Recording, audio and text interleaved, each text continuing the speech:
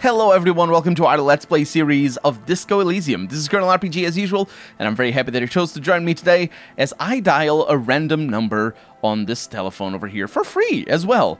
But our interfacing is telling us that we're dialing in a new number. That isn't one of the numbers that we dialed before. And I'm going to keep dialing, even though there's a stop and a wait. No, keep dialing. 414447. The rotary dial feels cold from the sea air. Keep dialing. 1117361. Your fingers keep moving like a spider every time the ring rotates back with a little ring of metal, like a bell tolling. There's more? Yes. 467451. You are going deeper now, into some unknown place, far away from this island of matter and its telecommunication networks. Ellipses only have 3 dots though, so yeah. Finish it. 451. You have dialed God knows how many numbers. The headset has been waiting silently to relay a signal. Surely nothing can come of this, you think. But it does. A connection. An ultra-long distance call. Your air fills with a crackle, the wash of a strange ocean full of white noise. A little bird starts ringing in there, not like the local calling tone before. No, a small ring in a cage of distortion, far away, a distant network of phones. Calling in the night. Pitiful and terrifying. You feel your pulse rise with each ring. Calling still. Ringing by the bedside of a dark but capacious apartment with long windows. You know this to be true. The handset starts slipping from your sweaty palm. Your breathing is heavy. And there's a volition check to hang up. An impossible volition check. I'm terrible at volition. I definitely don't want to hang up either. Long windows. How do I know that? You just do, and you know it is going to hurt. Let it call more. Calling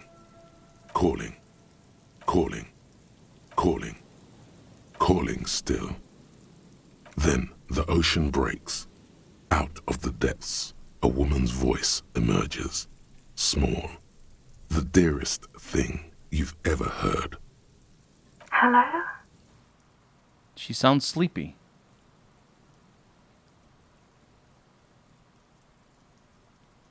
Did you see the change on his posture? Your voice is so beautiful. No. She's waking up now. It's you, isn't it? It's you. Hello.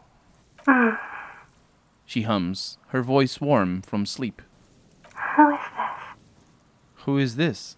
Dora. She's still confused. Who is this? The connection is bad. In the distorted distance, you hear someone turning next to her. Bed springs rattle. I'm not going to react.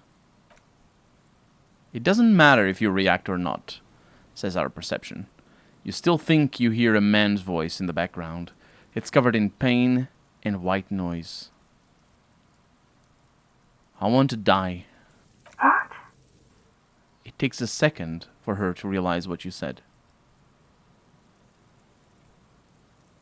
Your voice makes me want to turn into dust. Oh no.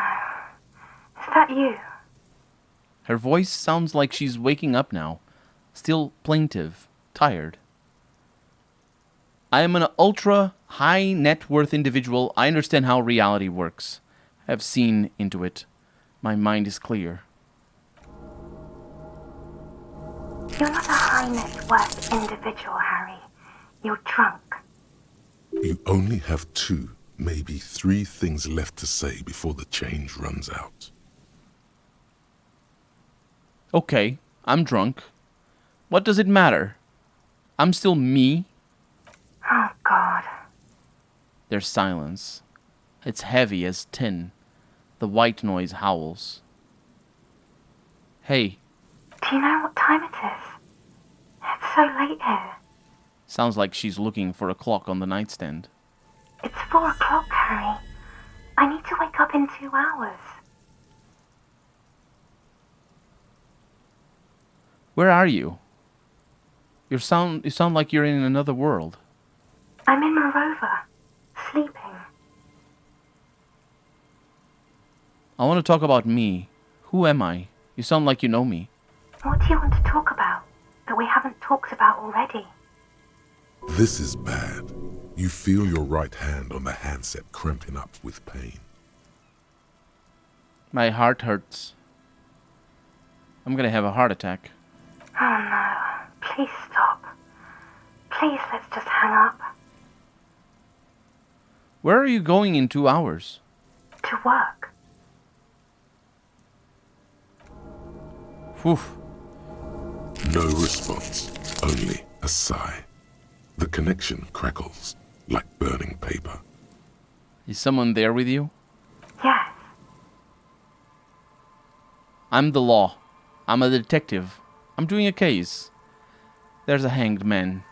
She does not answer anymore. Can you help me solve it? I need to solve it. They won't take me back if I don't. Harry. Disconnect tone. The machine ran out of money.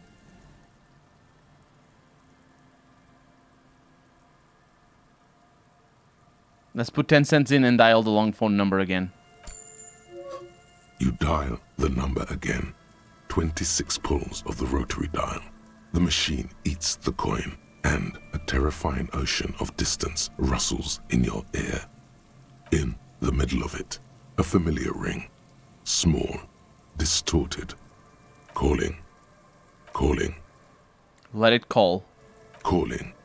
Calling. Calling. Calling. Calling. It looks like she doesn't want to pick it up, Harry. Stop scaring her. Why? Come on, you know why.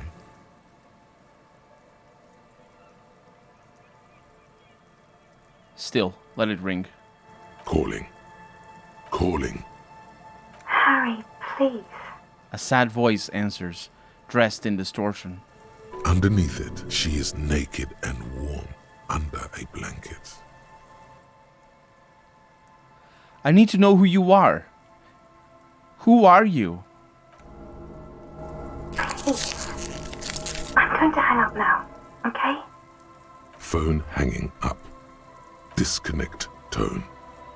We're gonna put 10 cents in and dial the long phone number one more time. You dial the number again, as you've done many times. You remember it well now. 001 41 44 47 11 17 361 451 67 451 451. Calling. Calling. Calling. Calling. Calling. Calling.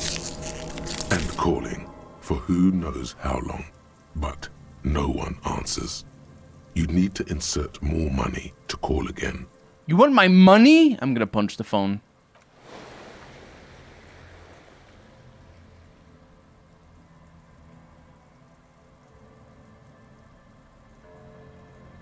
The cold metal is hard and your knuckles bleed. Takes your mind away from that voice, for 1 second at least. You want more money now, huh? You want fucking money? And I'm gonna punch the phone again.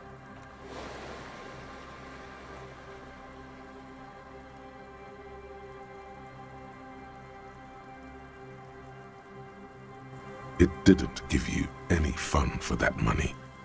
Your hand is swelling up.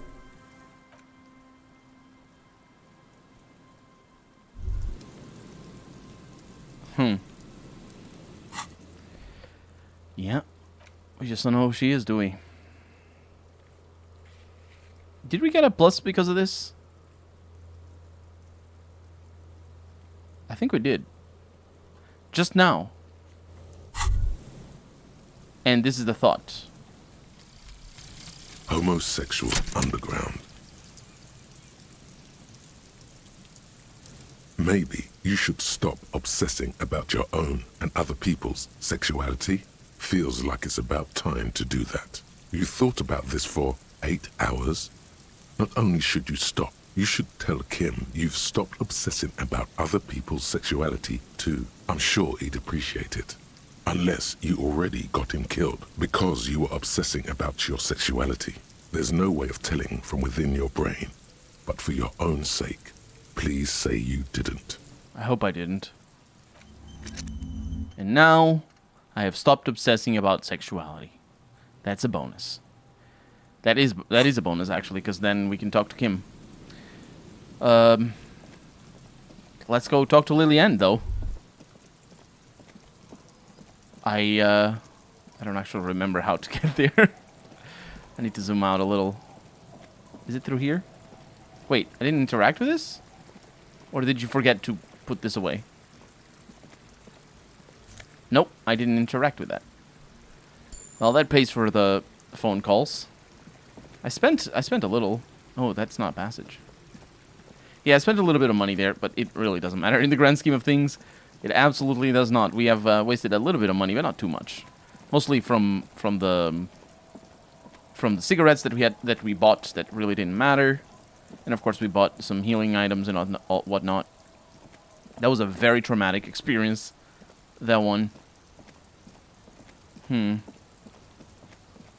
Lillian, I forget what skill I need. Hi, the sea's gonna calm down soon. It's suggestion. Let's look at it.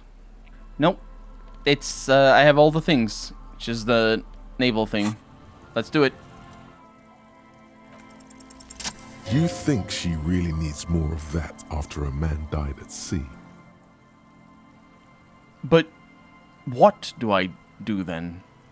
What if I told you it is actually possible to go on a date sober? What you're suggesting is highly experimental, possibly dangerous. Before recorded history, men and women were able to do simple, very primitive things together sober. Acknowledge the situation and keep it basic. I'm a drunk. Don't know if you've noticed. So I usually ask people to drink with me. I have, and I don't really. She hesitates. This time, though, and I'm gonna imitate a drum roll. I thought I'd ask you for a walk. Just a walk? She feigns extreme surprise. I don't know, officer.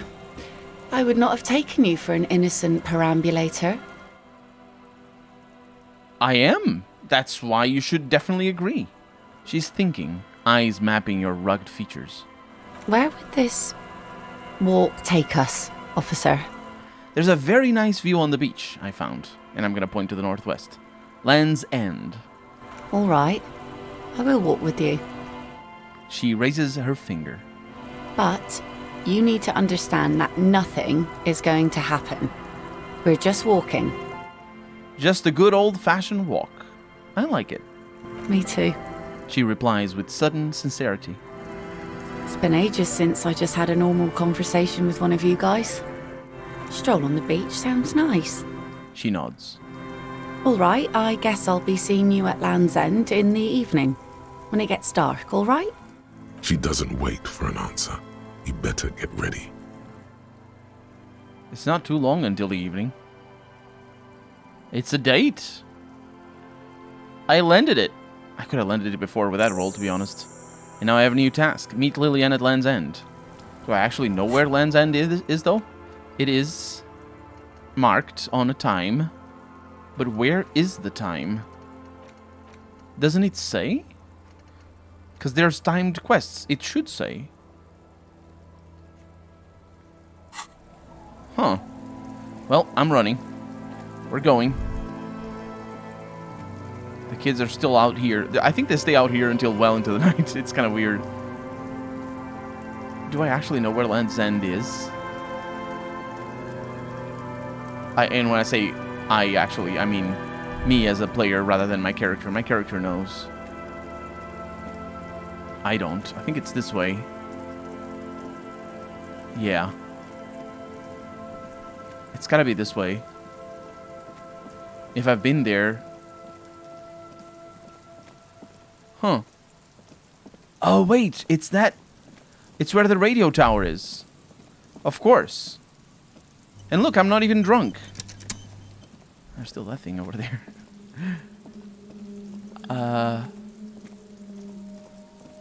There she is.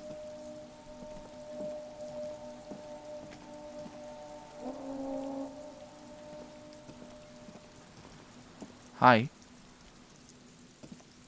The woman gazes steadily at the waves. A sudden gust picks up her dark hair and lets it fall again, tousled, wild. She brushes a few stray locks from her eyes, and only then spots you approaching. Aye, so here you are. She looks around. I'm a bit surprised we're alone. It's mid-noon and the sun is out. I expected more drunks and teenagers. And drunk teenagers. Know that you're not the first guy to bring a girl to Land's End. This is what the locals call a make-out spot. That is not going to happen here today. I just want to make that clear, Dimples. She turns to face the sea once more. Across the rusty water, that's La Delta, the financial district. In the mist-covered distance, towers rise as a rebuke to the poverty of this coast. I'm gonna look at her. You seem surprised that I made it. She chuckles. Drinking men aren't known for keeping their appointments. It's a rock star thing, tardiness. Aye, you're the starest of them all. She says with mock seriousness, and then bursts out laughing as she turns to face the sun reflected in the waves. Her laughter is throaty and warm. It rhymes with the waves and the cries of the gulls. Here it comes, She says. As she turns back to the sea, the weather begins to clear under her steady gaze. So fast as to make it seem like the weather turns at her command. Wait, did you just do that? Me? No. She laughs. Just grew up on the sea. Know which way the wind's blowing and all. Knew the weather'd clear up once we got here. Otherwise, it would have been a less pleasant stroll, nay? The sun reflected in the waves and the skyscrapers rising across the bay is mesmerizing. Your mind clears for a moment as your senses take it all in. Not just the glass skyscrapers, fragile looking in the shimmering air. River Esperance flowing into the bay.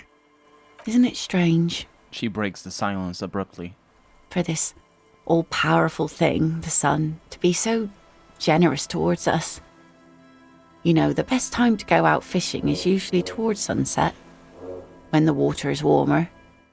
The sun also falls on the Capeside tenements and war-torn ruins.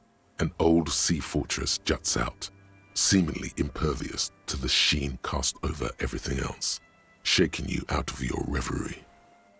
The sun isn't always that great. Think of people living in desert climates with sparse vegetation and little drinking water. Is that why you named your boat the Sun? Oh, that was a bit of pride and a bit of superstition.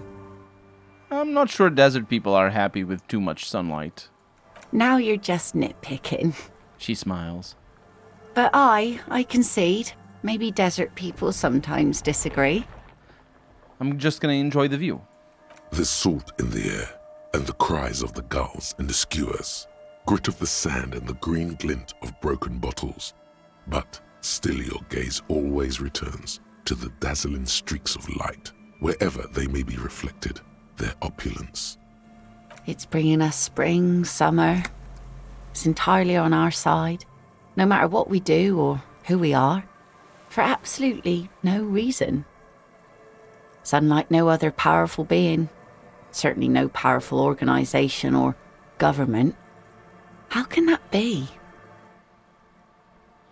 Well, there's an explanation to this, and it's political, you see. Aye, it's political.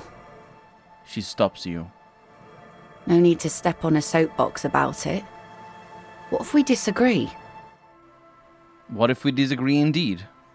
Let me say something about the sun. 17%. I've done one of these already. Let's do another. Say what? Something interesting? Impossible. Please, this is important. She turns her head, and the plastic fishhooks rattle in her ears. Nothing shear-worthy takes place in your head. That sun thing was very pretty. I'm sorry I didn't have anything to add. Thank you. Out there on the other planet, the sea, you start seeing things in a strange light. I'm glad I got to share it. She smiles. You know, the wind's gonna pick up soon, and I have to go, but She takes her sword out of the scabbard. The blade reflects the sunlight, a dark orange. have this. The sun's good, but it doesn't stick things. I've no use for it anymore. Are you sure you don't need the sword? No. Men around here are too drunk to pose a threat to me. You think we can do this again sometime? Doubt it. But thank you for the company. She smiles sadly. This is as far as it goes with her. You'd need to put a year between you and your last drink for anything more. Thank you for coming on this walk with me. Farewell. She nods to you and turns to go.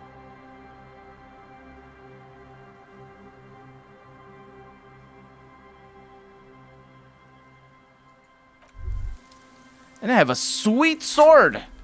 That was actually pretty sweet, the scene. The blade of this mass-produced saber has dulled over the years and won't slice or stab anyone. It still commands respect in your hand, however. Holding on to its bakelite hilt? Sure. Fills you with a sense of purpose and a memory of the date. And I equip this to impress myself. Hell yeah. Let's also see what this thought is about. Bringing of the law jaw. Okay, so we now know why you have law jaw, why you say the law in a weird manner, and why your jaw does that thing. You had polio as a child. You hadn't gotten vaccinated. It must have been right after the revolution. Not a lot of vaccine going around then. So you got infantile paralysis due to polio, and this jaw thing is a complication from that. Admittedly, it's not very funny, but you overcame it. This little infant survived and became a sharp-shooting super cop. So, fuck you, polio. Fuck you, polio. But also, have the vaccine, because you don't need to get Lawjaw yourself if you're listening to this. Yeah, I have a -1 to rhetoric because my jaw still looks weird. But all of my hand-eye coordination, the passive skill checks, all of them will succeed. Which is pretty good, I suppose. There's not a whole lot of them, is there? And also my learning cap is increased to 6. Which is pretty good, I should think. Still have one of these points. Okay. So, does the sword not trigger any interesting things? I thought it would. You know, because I impressed myself. But apparently not. What a shame. What a shame. So, yeah. I do wonder what the sword is for, though. Because from a game design standpoint, that was that whole check was about getting that sword, and seeing the scene about the sun and all that. And I'm sure there was interesting things about making it political. I was hoping to heal my morale by being moralist, but I didn't even associate the two things. Yeah, being a moralist heals your morale. Not the two, not quite related, even though they're the same word. Morale as in spirits, and moralist as in ethics. You know, it's different. Although the ethics and morale are not quite the same thing. Ethics have to do with socially agreed upon principles that are outside of your own judgment, Whereas ethics has to do, or rather, that's ethics, and morale has to do with your own principles that are of your own judgment, even though they are still influenced by society. Although it's kind of complicated, but they're not the same thing. Either way, what is this? Blood drips from your knuckles to descend. Drip, drip, drip. Yeah, don't worry. I just healed. I just healed by doing that. You know how it goes. Punch things, get healed. Ooh. Oh, man, I still haven't found Clashy's place. Clashy's thing, I should say. I really have no idea where it is, but it's gotta be somewhere. And the sun is setting. Does the game have shadows that are based on the sun? What is that? The beams are splintered. The bridge didn't collapse on its own. Artillery broke it. And artillery ended my episode as well. Because I'm Colonel RPG, and this has been Disco Elysium. I really hope you've enjoyed it, and if you did, go ahead and leave a comment, like the video, but above all, thank you so much for watching, and I hope I'll see you next episode. Bye-bye.